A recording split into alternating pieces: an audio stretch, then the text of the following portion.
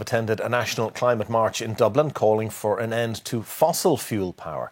Civil society organisations, trade unions, students and community groups marched to Leinster House to coincide with a global day of action as the COP talks continued in Brazil. Demonstrators said the government's policies are insufficient to address the scale and urgency of the climate crisis.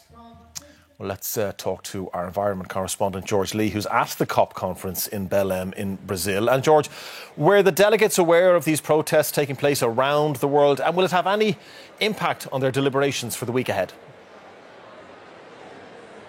Oh, they would definitely have been aware, Ray, because we've had protests disrupting ongoing proceedings here and access to the venue throughout the week. And they were very aware that this big people's protest is going to happen today, right throughout Belém as well. And it was a very significant one too. But it was addressed by the Brazilian Environment Minister.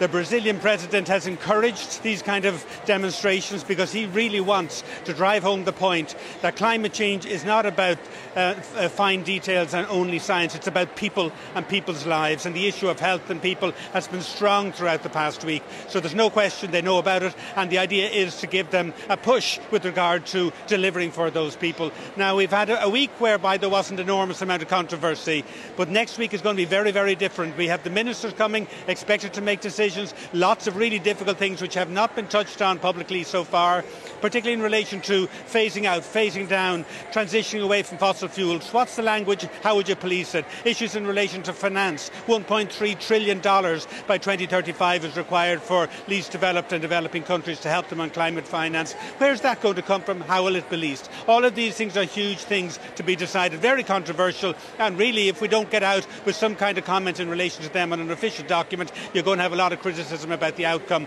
Haven't touched on them yet. Darragh O'Brien, our minister, will be here all next week. He'll have a ringside view because Ireland will be taking over the presidency of the European Union and be involved next year in the operation of the COP, and so we'll wait and see how that whole week will go, but it will be much different to the week that's just gone by. Very good. George, in Brazil, thank you.